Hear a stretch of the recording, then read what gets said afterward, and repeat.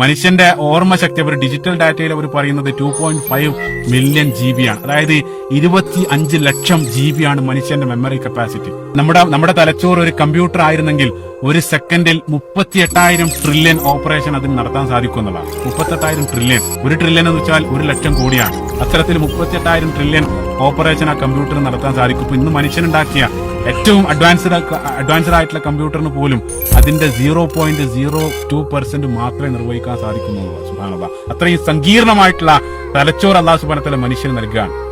എന്തിനാണ് നൽകിയതെന്ന് വെച്ചാൽ ഈ സങ്കീർണമായിട്ടുള്ള ഈ പ്രപഞ്ചത്തെ അല്ലാഹു സുബ്ഹാനഹു വ തആലയുടെ സൃഷ്ടികളെ പഠിക്കാനും അള്ളാഹുവിലേക്ക് എത്തിച്ചേരാനും അങ്ങനെ അള്ളാഹുവിനെ അറിഞ്ഞ് അവന്റെ ഗ്രന്ഥത്തെ അറിഞ്ഞ് അവനിലേക്ക് അല്ലെങ്കിൽ അവന് ജീവിതം സമർപ്പിക്കാൻ വേണ്ടിയിട്ടാണ് ഈ ഒരു സങ്കീർണമായിട്ടുള്ള ഒരു ഉപകരണം അല്ലാഹു സുബ്ഹാനഹു വ തആല നമുക്ക് നൽകിയിട്ടുള്ളത്. സുബ്ഹാനല്ലാഹ്.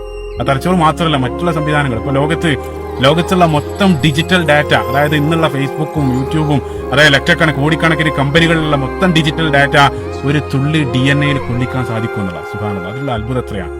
ഇന്നേ വരെ ലോകത്തുള്ള മുഴുവൻ മനുഷ്യരാശിയും കഴിവരിച്ചിട്ടുള്ള മുഴുവൻ ഇൻഫർമേഷനും 4 ഗ്രാം DNA അകത്ത് ഉൾക്കൊള്ളിക്കാൻ സാധിക്കുന്നുള്ളൂ. അത്രയും സൂക്ഷ്മമായിട്ടുള്ള അതിനകത്ത് ഉൾക്കൊള്ളിക്കാൻ സാധിക്കും. അത്രയും വലിയ സങ്കീർണതകൾ അല്ലാഹു സുബ്ഹാനഹു വ തആല മനുഷ്യനെ സൃഷ്ടിച്ചു എന്നുള്ളതാണ്.